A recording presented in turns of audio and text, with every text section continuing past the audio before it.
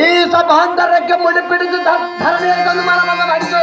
ಭಲೆ ಭಲೆ app ಕಳ್ಳಿಯ ಗಂಡುಗಲ್ಲಿಯಾದ ಕಲಿಕರಣ ಗೌರವೇಂದ್ರ ನಿಲ್ಲಿಸೋ ಈ ರಾಜ್ಯಾಂಗದಲ್ಲಿ ಕ್ಷಣ ಗುರುಕುಲ ಎಂಬ ಗೌರವ ಮಹಾರಾಜ ಸಾಂದ್ರ ಗುಣ ತೇಜ ಕಲಿಕರಣ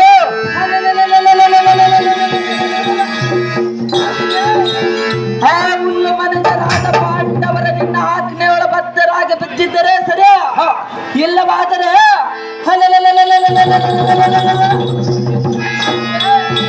ಆ ಕಡುಕುಳ್ಳರ ಪಿಡಿದು ತಂದು ನಮ್ಮ ಸಂಭ್ರಮದಿಂದ ಪರಿಶೋಭಿಸುವ ನಮ್ಮ ಕಚೇರಿ ಕಂಬಕ್ಕೆ ಕಟ್ಟಿಸುವ. ಆಹೋ ರಾಜೇಂದ್ರ, ಆಹೋ ಮಂತ್ರಿಶೇಖರ, ಇಲ್ಲವಾದರೆ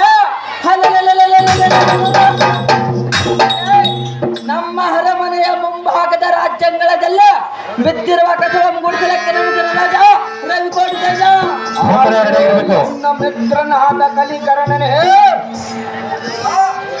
ಆಹೋ ರಾಜ, ಆ ದುಷ್ಟ ಮತಿಯಲಾದ ಪಾಂಚಾಲಿಯು ಮಾಡಿದ ಅಪಮಾನ ಎಷ್ಟಂದೇಳಿದೆ. ತುಂಬಿದ ಸಭೆಯಲ್ಲಿ ರಾಜ್ಯ ಶ್ರೇಷ್ಠರ ಮುಂದೆ ಎನ್ನ ನೋಡಿ ಕೈ ಚಪ್ಪಳೆ ನಿಂತು ಅಯ್ಯೋ ಅವಳ ಮಾಡಿದ ಅಪಮಾನಕ್ಕೆ ಪ್ರತಿಗಾಗಿ ಅಪಮಾನ ಮಾಡದಿದ್ದರೆ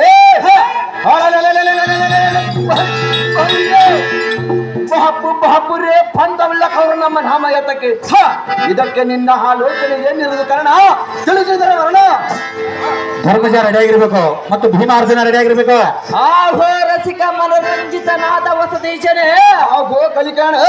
ಆ ಶಶಿಮುಖಿಯಾದ ಪಾಂಚಾಲಿಯಂ ತೀರ್ವದಿಂದ ಪಿಡಿದು ತಂದು ನಮ್ಮ ಅರಮನೆಯ ದಾಸಗಳ ನಿಲ್ಲಿಸು. ಇದಕ್ಕೆ ಪ್ರತಿ ಉತ್ತರ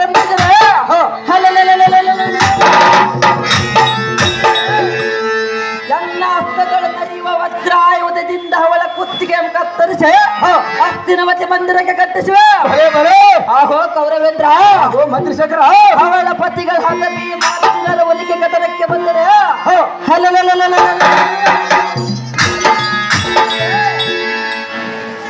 ಅವರಂ ಸಜಪಡಿಸಿ ಶಿರವಂ ಕತ್ತರಿಸಿ ಹಸ್ತಿನವತಿ ಮಹಾದ್ವಾರದ ಒಲಿಂಪಿಗೆ ಕಟ್ಟಿಸುವ. ಆ ಕೂಳರಾದ ಪಾಂಡವರನ್ನು ಹಿಡಿದ ರಾಜ ತೇಜ ಕಲಿಕಾಣ.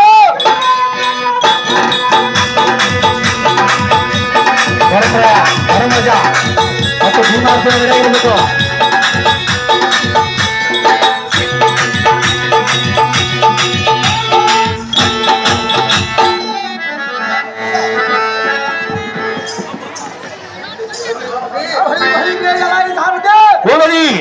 ಸಿದ್ಧವಾಗಿ ಅಮ್ಮಯ ಕಚೇರಿ ಮುಂದೆ ಬಿದ್ದರದ ಎದ್ದು ಎತ್ತಲ ಹೋಗಿದ್ದೆ.